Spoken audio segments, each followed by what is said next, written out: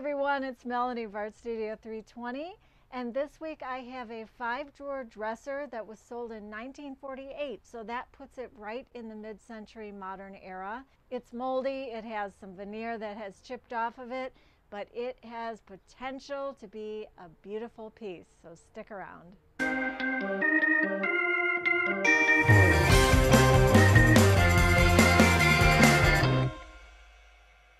This week I'm using cleaning vinegar with Oxide. Premium. It's not any different really than vinegar and water, so don't waste your money. Just mix 1-to-1, 1 part vinegar, 1 part water. Found some mold, but I have this.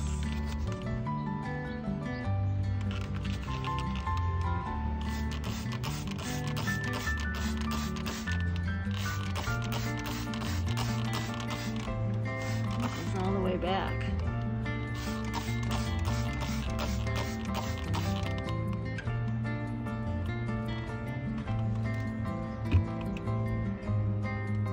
When I saw how much mold there was inside the dresser, I grabbed my mask and used the dust filter for the particles so that I wouldn't get the mold particles into my lungs.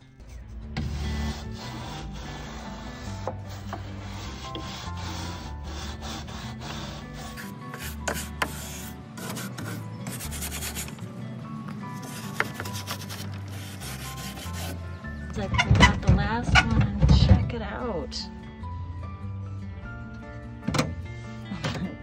It's a cedar drawer.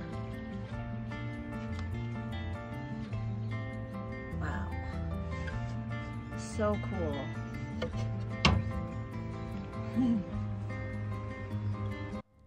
When you're cleaning your piece, that is when the creative juices start to flow, because now you're learning about all of the things that need to be repaired, what you have to work with. Because when you first look at a piece, you don't necessarily know until you start cleaning it and you see, this veneer is not repairable. I need to take it off. Or this part I'm going to have to paint because the wood is just really bad wood.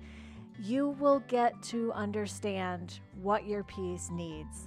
Now here I am numbering the drawers because it's just a good idea, because not every drawer will fit in every space. I decided while I was cleaning that I was going to have to strip this. After all the stuff that was coming off while I was spraying it with the mold control, it just occurred to me, man, there's a lot of stuff on here. I think I'm going to strip it first before I do anything else. And my stripper of choice is Citrus Strip. I've tried a few different kinds and this one is the most dependable. It's probably not the best because it's not as toxic as some, but I have had really good results with it. I went back and forth about this veneer on the front, and I decided, you know what, if I'm going to paint this anyway, I am going to take off this veneer, because the veneer can be, when it's really thin, can sliver and splinter, and it just is, it's a pain to work with. So I decided the best thing for me would just be to take it off. Just in the front. The sides I left, they were just fine. They were easy to repair.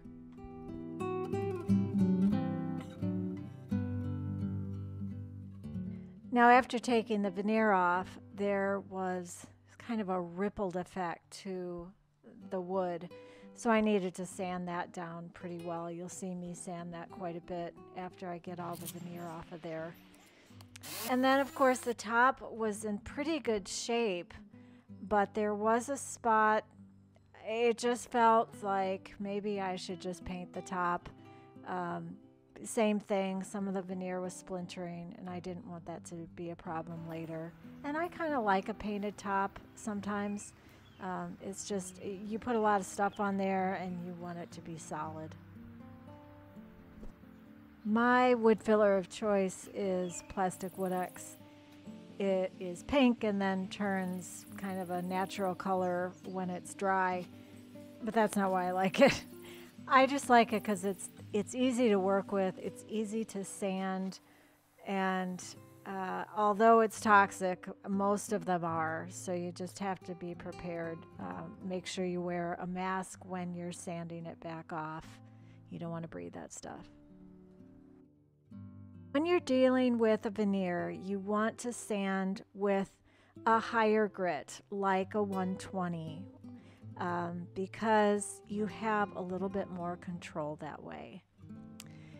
This is a decision I made as I was starting to stain. I am using the color Java by General Finishes and a antique walnut. Those are my two favorite colors, and I like them together. So I did what I like to do. I made some cool stripes on my drawers and just mixed the antique walnut with the Java. Not mixed completely, but I kind of overlapped them, and I thought it looked really nice together. I will say this, when you're working with a gel stain, you need to work fairly quickly. You can't let it sit on there too long. It starts to dry and gets kind of gooey. So you don't want to leave it on. I would work in small areas. Drawers are small areas to me. When I work on the sides of this piece, I do a little bit at a time. I usually use a higher number grit, like a 320 or 220, when I'm sanding down the wood filler. Just be gentle so that you don't end up sanding the wood filler back off. I put this in because I wanted to show you that sometimes I get an idea and I start to make it happen, and I stop because I decide that it's either too complicated or I just don't like it. What I wanted to do is I wanted to get a rounded shape on the side of the dresser that I could paint. I wanted to use the arc of the drawer. So I wanted it to look, like it matched the drawers. But it turned out to be a little bit more than I wanted to deal with. Now I did the whole side, you'll see, I even painted. But I didn't like it. It was not aesthetically pleasing to me, so I changed it. But I wanted to show you that sometimes you can get an idea and you execute it, and it turns out it's not something that you decide you like, and that's okay. That is what this is all about. You don't have to start with a plan in the beginning and end with the plan that you started with. It is a process. Enjoy the process and don't worry about whether you change it or not. In fact, I call that evolution. You just evolved as you were working on your piece and you came up with something even better.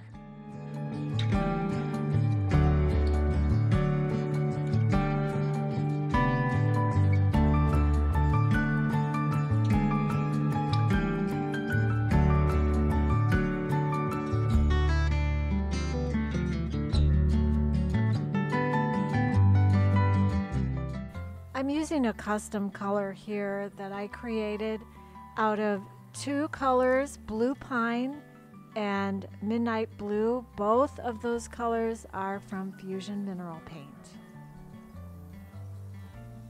I had mentioned that I didn't like the arc that I came up with, so I changed it to this shape, and I didn't like that shape either. So I went with a shape that I love, a triangle.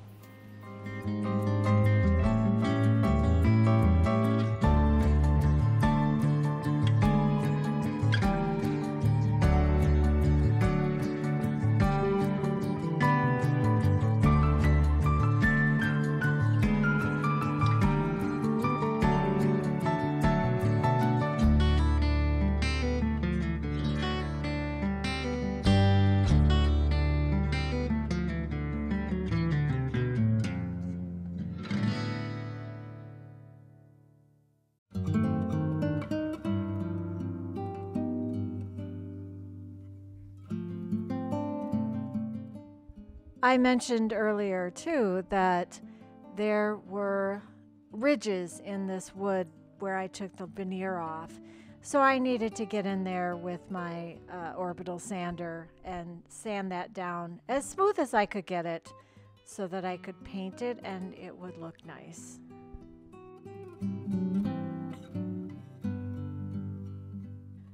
Now I know I repeat myself a lot in these videos, but you don't watch all my videos. Maybe you do.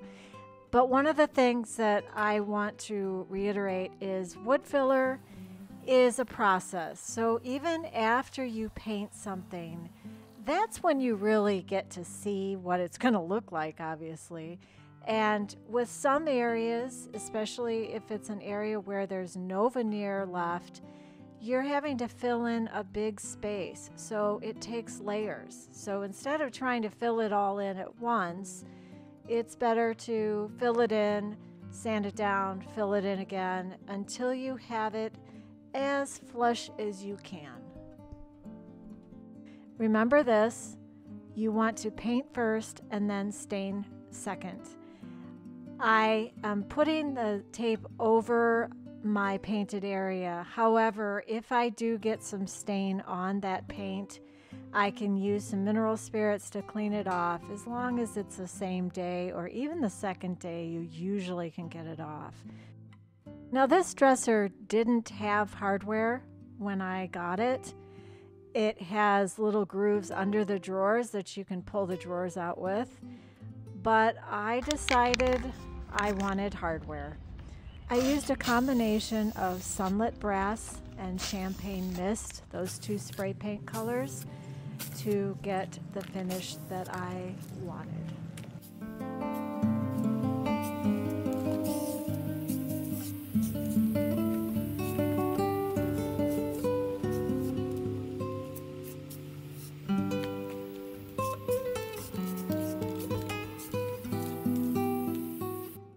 Now I usually use a top coat that's water-based, but this time I'm using a fast drying oil-based polyurethane top coat by Midwax.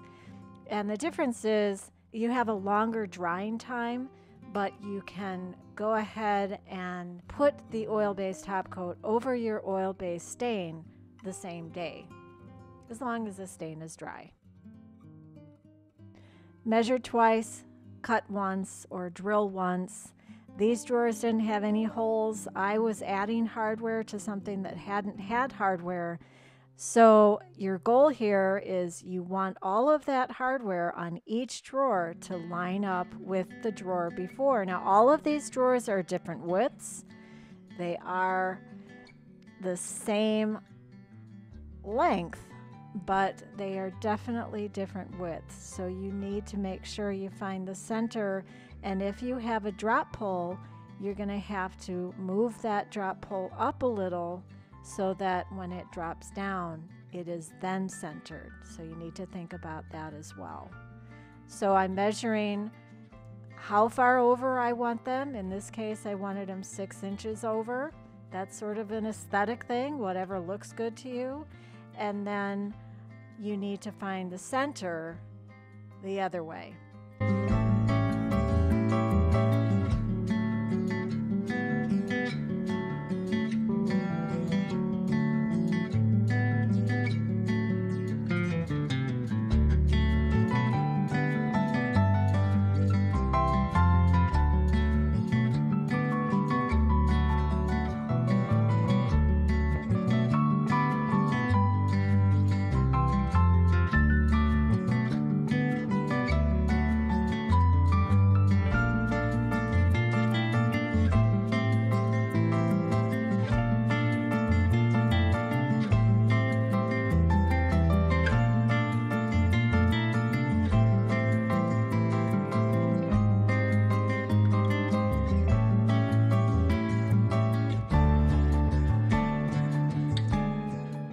Well, friends, that's all I have for you this week. I hope you enjoyed this video. A couple of things I wanted to point out. The hardware that I used this week I got from Amazon, and the screws that came with it were not the right screws. They don't fit in there, and that is not the first time that's happened to me. It happens quite often. I wonder if that happens to you. Leave a comment below. The screw went into the hardware, but it's jiggly, and they're all jiggly. So what I'm going to do is I'm going to add a little washer on the screw, and that should fix the problem. If one washer's not enough, maybe I'll try two, but it should fix the issue. The other thing is I used an oil-based top coat this week, and I normally use water-based. I have to say I liked it. I think it has a nice finish, but it did take longer as far as dry time. However, I was able to put the top coat on the same day I stain the drawers, whereas with a water-based top coat, you can't do that. You have to wait, I say, at least a week. Also, with brushes, whatever you use to apply the top coat, it's going to be more difficult to clean up with an oil base versus water base because you can't use just soap and water. I do suggest you use mineral spirits to clean your brush and then use a generic form of Dawn dish soap to get rid of the oil in your brush. Thanks for being here. See you next time. You can do it.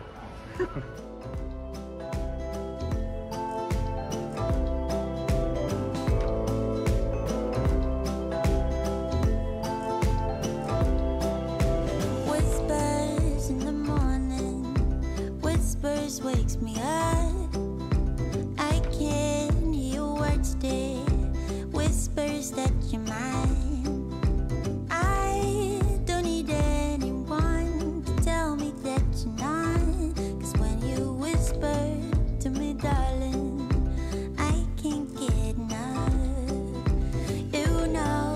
To read